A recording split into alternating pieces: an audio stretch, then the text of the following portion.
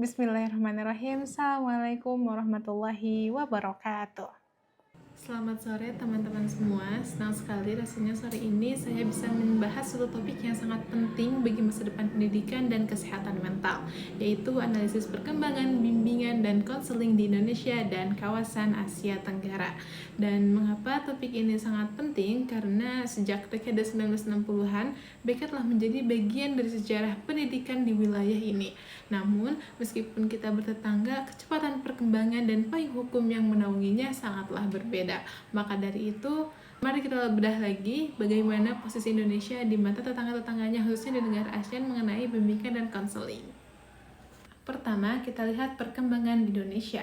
Saya membaginya menjadi tiga fase penting, yaitu 1960-an sampai 1975. Yang awalnya BK itu disebut dengan bimbingan dan penyuluhan atau BP. Dan pada tahun 1975 adalah tonggak sejarah di mana BP resmi menjadi bagian dari layanan sekolah. Namun pada saat itu fokusnya sangat sempit, yaitu sebatas penanganan masalah disiplin dan pemilihan jurusan. Fase yang kedua yaitu pada tahun 1994 sampai 2003, di mana hal ini menjadi perubahan nama yang awalnya BP menjadi BK atau bimbingan konseling, karena mereka menganggap bahwa penyuluhan sering disalahpahami sebagai sekadar pemberi informasi searah.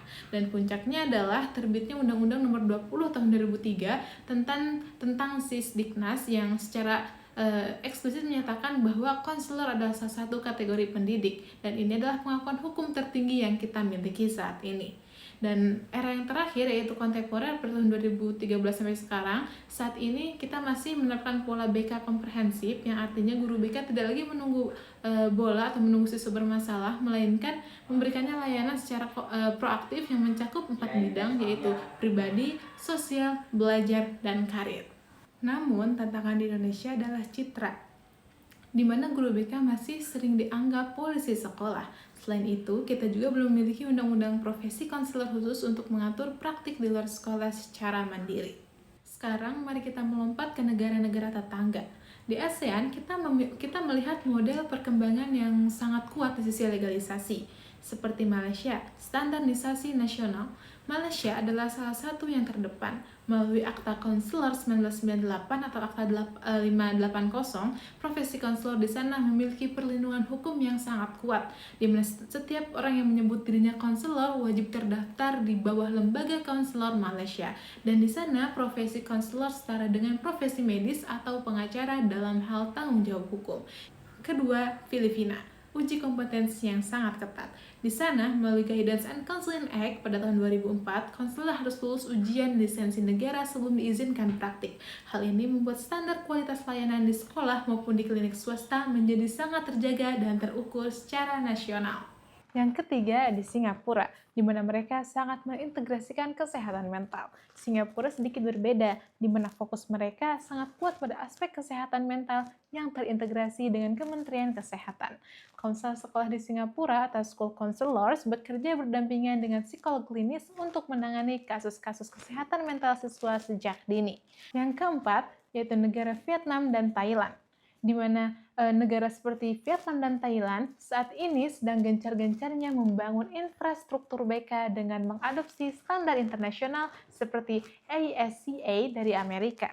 Namun, mereka masih berjuang dalam penyediaan tenaga ahli yang merata untuk sekolah-sekolahnya. Setelah kita melihat profil secara umum, mari kita masuk ke inti pembahasan kita hari ini, yaitu 3 perbedaan signifikan yang memisahkan praktik BK di Indonesia dengan negara-negara tetangga di ASEAN. Perbedaan ini mencakup dari aspek legal, operasional, hingga persepsi masyarakat.